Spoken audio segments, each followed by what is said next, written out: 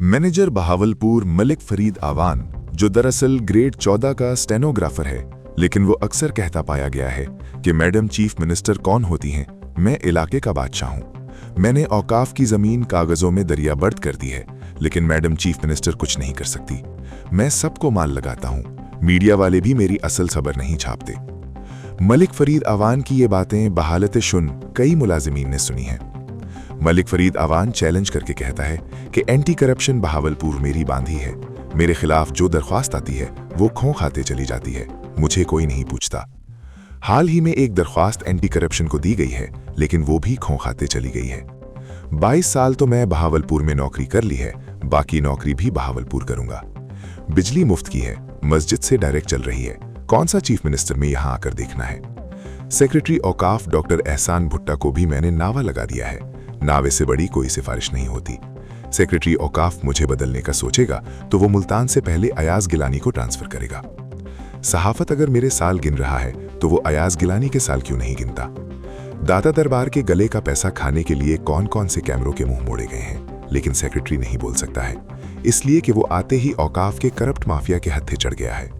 लेकिन सहाफत को बाखबर जराये से मालूम हुआ है कि पहला एडमिनिस्ट्रेटर दाता दरबार बैठ के जिन रिपोर्टर्स को सवा लाख रिश्वत देता था, मौजूदा एडमिनिस्ट्रेटर ने उनका भत्ता इस तरह बंद कर दिया है कि उसने जिस रिपोर्टर की सिफारिश पर 3-3 निगरान मुकर्रर कर रखे हैं, उनको वहां से हटा दिया गया और कहा है कि जब तक मैं हूं यहां से कोई मीडिया को भत्ता नहीं जाएगा और मैं दाता दरबार के गले से कोई पैसा बाहर नहीं जाने दूंगा।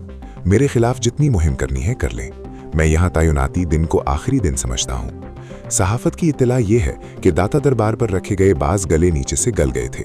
मौजूदा एडमिनिस्ट्रेटर दाता दरबार ने वहां स्टील की नई चादरें लगवा दी हैं और ऊपर से जो पैसा नोकदार चीजों से बाहर निकाला जाता था, उसको बाहर निकाले जाने से रोकने के लिए स्टील की ऐसी चादरें अंदर लगवा दी कि अंदर जाने वाला पैसा भी साइड से स्लिप होकर जाए और निकाला ना जा सके।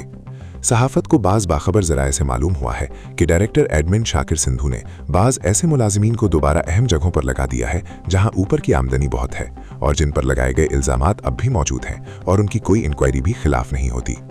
दाता दरबार पर बाज मुलाजिमीन ने धंधा बना रखा था कि वो एक अहम शख्सियत के गिर्द हाला बनाए रखते थे और सेक्रेटरी औकाफ को भी डराया करते थे कि वो वहीं रहें। उन्होंने तबादलों के हालिया छट्टर में अपने आप को वापस लगवा लिया है। डिप्टी प्राइम मिनिस्टर पाकिस्तान जनाब इसहाक डार से सहाफत की इस्तदा है कि ऐसे करप्ट लोगों को अपने इर्द गिर्द से हटाकर उनके खिलाफ इंक्वायरी चलाएं और जब वो इन इंक्वायरी क्लियर हो जाए तो उनको वापस लाएं, वरना उनको नौकरी से बर्खास्त किया जाए। सवाल ये है, महकमा औकाफ ये भी जवाब दे कि एक PRO भर्ती होने वाले को एडमिनिस्ट्रेटर दरबार कैसे लगा दिया गया, हालांकि वो इस पोस्ट पर तैनात हो ही नहीं सकता। और अगर उसने इस पोस्ट पर तैनात होना है तो पहले वो मौजूदा ओहदे से इस्तीफा दे और नए सिरे से भर्ती होकर आकर आए। एडमिनिस्ट्रेटर दाता दरबार की पोस्ट महकमा औकाफ की नहीं, SNGAD की है। क्या मीडियम चीफ मिनिस्टर ये तहकीक करवाएंगी कि एडमिनिस्ट्रेटर दाता दरबार मोहम्मद अली खान को उनकी इजाजत के बगैर इस पोस्ट पर कैसे लगाया गया है।